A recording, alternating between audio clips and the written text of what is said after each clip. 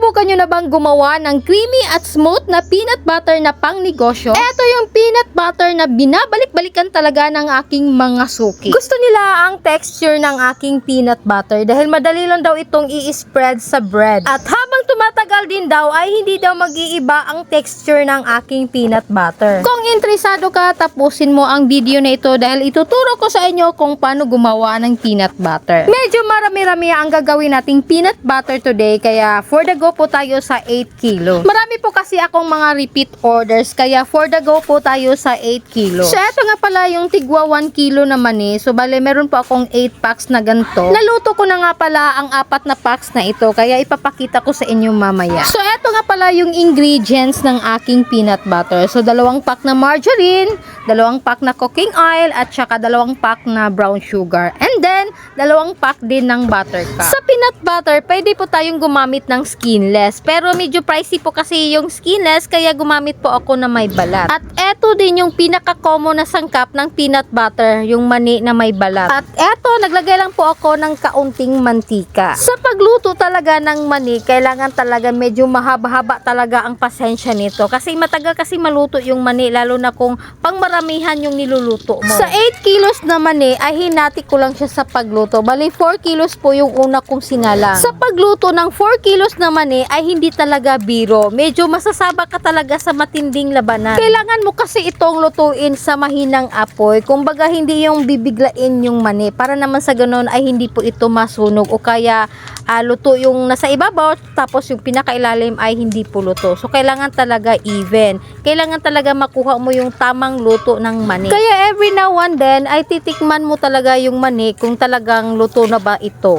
So, ayan, naluto na po yung 4 na kilo ng peanuts and then isusunod naman po natin yung 4. May in-upload nga pala akong video na pang 4 kilos recipe. So, check nyo na lang dyan sa channel ko kasi naka-uploaded na po yun. Pero ngayon ay pang 8 kilos na po. Kaya gumawa po ako ng video ngayon. Medyo marami-rami po kasi yung orders ko ngayon kaya dinoble ko yung aking recipe. Marami na po kasi akong nagre-repeat order sa aking peanut butter at meron na din po akong mga bagong customers kaya dinoble ko yung aking recipe. So ayan na, naluto na yung 8 kilos na mani at balihin natin ko lang siya sa 2 lalagyan. So sa isang lalagyan ay tiga 4 na kilo po ang nilagay ko. Sa bawat 4 na kilo na mani ay nilagyan ko lang siya ng 1 kilo na asukal. Bali brown sugar po yung ginamit ko. Asukal lang at saka mani ang dinala ko sa pagilingan. Kaya sa mga oras na yan ay papunta na po kami sa pagilingan. Medyo malayo-layo naman kaunti yung pagilingan. Kaya naman kung lalakarin. Kaso dumaan yung pamangkin ko kaya nakisakay na rin ako. Sa paggawa ng aking peanut butter, ito yung pinakamahirap para sa akin. Yung magpapagiling na. Medyo malayo-layo po kasi sa bahay namin kaya struggle talaga para sa akin yan. At dahil mukha naman po akong pera, kaya laban lang kahit mainit. Ginusto ko to, kaya laban lang. Alam kong maraming nakaka-relate nito sa mga nagsisimula pa lang sa pagninegosyo ng peanut butter, lalo na kung wala kang sariling pagilingan.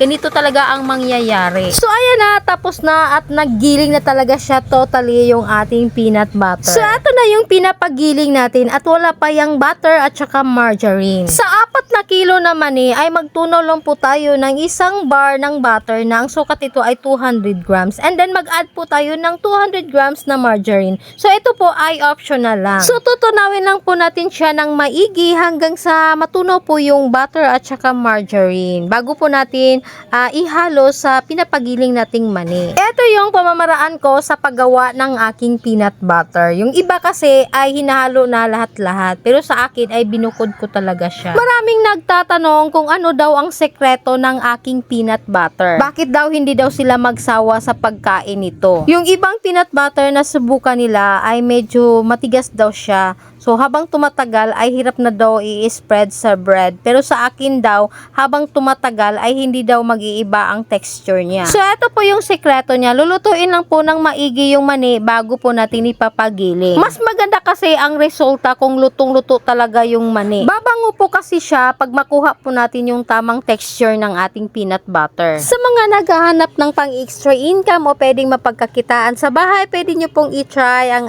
aking peanut butter recipe.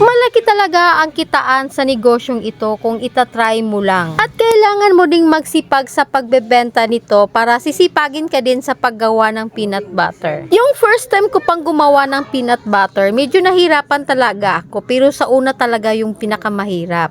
Pero pag masanay ka, ay easy mo na lang itong gawin. I-share ko lang sa inyo ha, yung first time pa akong gumawa, pumalpak din ako pero naagapan ko rin siya. Nung unang gawa ko ng peanut butter, hilo yung pagkakaluto ng mani. Nahihirapan talaga yung tagagiling ng mani, kaya ayun, nagrereklamo talaga siya. So ang nangyari ay nagsticky po ang aking peanut butter. So nahirapan po ako mag-transfer sa lalagyan. Kaya ito lang yung masasabi ko na hindi po tayo matututo kung hindi po tayo dadaan sa pagkakamali. So ngayon, pag-uusapan po natin yung puhunan kung magkano ba ang nagastos sa ating peanut butter. So sa 8 kilos ay gumastos lang naman po ako sa halagang 1,772 pesos. Kasama na po dyan yung lagayan ng peanut butter and then pagbayad din sa pagpagiling ng 400 pesos. Kaya umabot po siya ng 1,772 pesos. Pero magdepende pa rin po yan sa mga lugar kasi meron pong mga lugar na medyo mahal o mura yung pagkakabili natin ng ingredients. So nasa sa inyo naman po kung magkano po ang benta ng peanut butter ninyo. So magdepende po yan sa costing ninyo. Basta sa akin naman po, sa 8 kilos ay nakagawa po ako ng 23 jars po.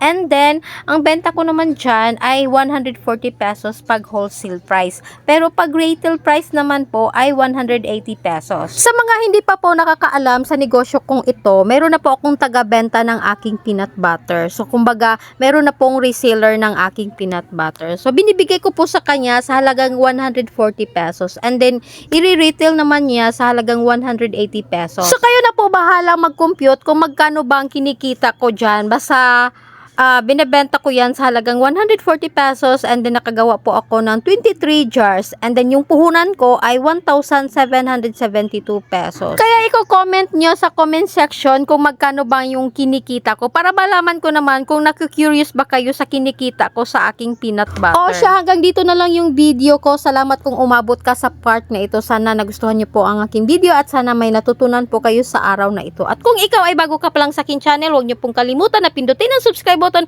hit the notification bell para lagi po kayong updated sa mga videos na aking i-upload. At kung ikaw ay may mga katanungan, huwag niyo pong kalimutan na mag-comment po kayo sa baba para na ay masagot ko po yung mga tanong ninyo sa susunod na araw. So that's it for today's video. Thank you for watching. Hanggang sa muli. Bye-bye!